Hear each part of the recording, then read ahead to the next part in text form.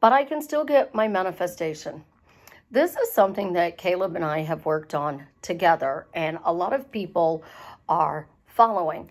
I have a short phrase to add to, but I can still get my manifestation that is going to help you guys get rid of the chaos, the doubt, the icky feelings, the frustration, so that you can get your manifestation in a way that you want it to happen. This is Susie, your beautiful millionaire swan queen. Welcome back to the garden, my beautiful ducklings. Subscribe, smash the like button, share my videos, and I will love you forever. I am a life coach, and I have a 99.6% success rate in helping people get back together with the love of their life. If you are interested in working with me one-on-one or joining my paid Facebook group, please check out my website below.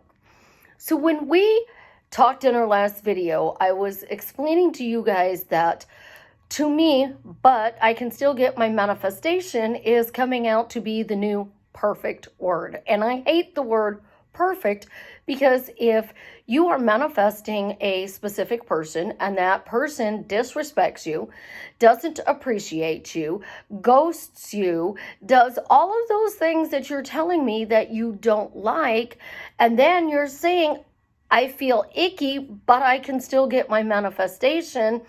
I feel, that I'm still being disrespected, but I can still get my manifestation. You can, but you want to add to the end of it the way I want it. But I can still get my manifestation the way I want it. Now, the way you want it does require a little bit of homework. So your specific person, let's take a scene. Jared and I had a date. He drops me off at home and he leaves. Do I feel icky because of the date, or we're not living together, we're not married yet? I actually feel icky if he leaves because we're not living together and married yet. But a lot of people are going to I feel icky, and they're thinking it's because of the date. So I got a kiss goodnight, I got a hug at the door, and he left. It is irrelevant if he left for work, if he left because he had a family emergency, he left because he had to go out of town and he took the time to see me before he left to go out of town. We are assuming that when we leave them, it's icky. You're married. They got to get up and go to work. They got to go deal with a family emergency. They have to go out of town for work. They're going fishing with their buddies. If you are a guy, they're doing girls' night. They're going on a weekend getaway with the grandmothers and the mothers because, they like to plan these things because we're crazy. We want our kids' attention. When you are manifesting a specific person, I don't care who tells you that you don't need to do the work. You don't. You need to find the right phrases. If you do the work, it adds value to your relationship. You are changing the way you see the relationship. And apparently, little man just took this opportune time to wake up from his nap. Hold on a sec.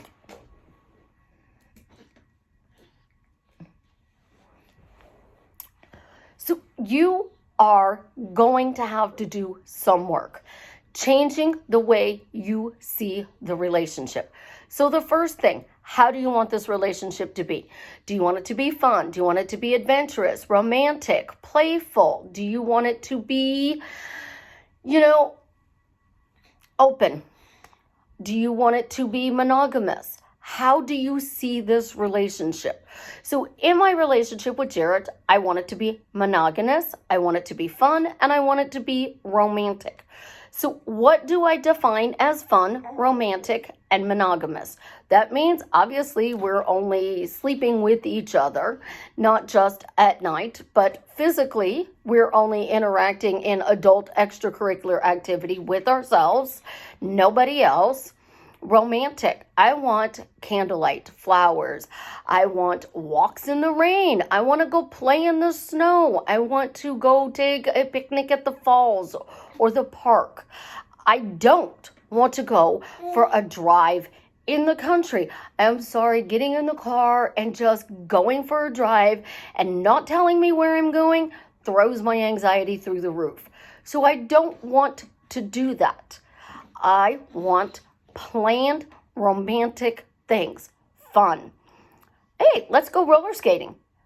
I don't bowl, but if you want to go bowling, let's go bowling. Let's go to the batting cages. Let's go play miniature golf or go to the driving range. I'm not going to go rock climbing because obviously with these snails, rock climbing's not on my high list of things that are fun. Well, what do you describe as fun? For me, it's also getting out of my comfort zone. But getting in a car and driving to points unknown, no, that's not taking me out of my comfort zone. That's freaking me out. So when you are thinking about how you want this relationship, it's just not the qualities, the traits, and the characteristics. So Jared is amazing person. He is honest. He's honorable. He is respecting me. He's faithful. He's trustworthy. He's doing nice things for me. He's making me laugh. He goes out of his way to make my insecurities seem like it's cute to him because he has to reassure me constantly that, I'm not really a basket case because I've had some bad relationships. I just dated the wrong person or married them. When we get those lists, we know. So you left your date and you went to go fishing. I don't like fishing. I have no fun fishing, but I love playing at the lake. So if he wanted to go fishing and he took us to the lake and we did a picnic, that would be a romantic thing. He could still go fishing. He would bring a drawing book for me. That would be even better. But let's just say he decided we're going to go fishing. I have absolutely nothing to do while he's casting his fishing pole for hours. That's an icky date. That's what I would consider an icky date. Did I laugh? Did I enjoy spending time with him? Was I being a fussbutt like the little one? Or was I, going, I want to go home, I want to go home, I want to go home. You're doing something they like to do, you don't like to do. What can you find that's fun in that relationship that will allow you to manifest this relationship in the way that you want? Because I'm going to tell you, if you say he can't go fishing, he's going to go without you. Literally, he is going to go without you. He's not going to invite you to go. If you want to go fishing with him, you have to accept that he's going to go fishing. He might catch some smelly things. I'm definitely not cleaning them, and I will cook it once it's cleaned and dressed. These are rules. I get it the way I want. I get to go down to the lake. I get to take my paints, my drawing book, and spend time with my favorite person in the whole wide world. That's not a bad date. So what if he fished? I still got to hang with him. But you're coming back and saying this was an icky date. What can you do to make this a good date? What can you do to make this a fun date, a romantic date, a playful date, an adventurous date? How can you get your manifestation the way you want it and still allow them to do things that they want to do? Again, I'm not going to go rock climbing. I definitely don't go bowling. I mean, look at those nails. Definitely not going to go bowling. We're not going bowling. We're not going to go rock climbing. So if he wants to go bowling, I can let him go on his own. I could go with him because I used to go bowling with Katie Bug all the time, but I never picked up a bowling ball. I would have a drink with her. I would sit there and we'd have a great conversation. We'd laugh and joke and have a wonderful time. She got to practice her bowling or she played on the bowling league.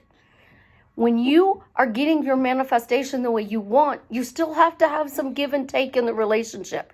And you have to understand that you're not feeling icky because the date didn't go well or it wasn't your cup of tea. you're feeling icky 95% of the time because you are going your separate ways after the date.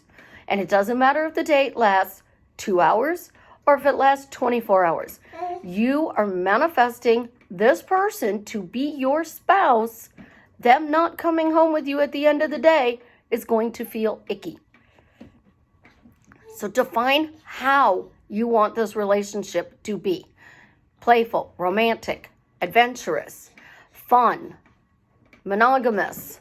And then look at the points that you are willing to give up that they can still do, that you can either let them do on their own or you can do with them and still find ways to do it in a fun, playful, romantic way. Because if you don't, you're creating the ill feelings, not them. And that's where the ickiness is coming. So he goes bowling. I get to go out with the girls. He goes fishing. Sometimes I can go with him. Sometimes he can go with his buddies. I can go out with my girls if I'm not with him.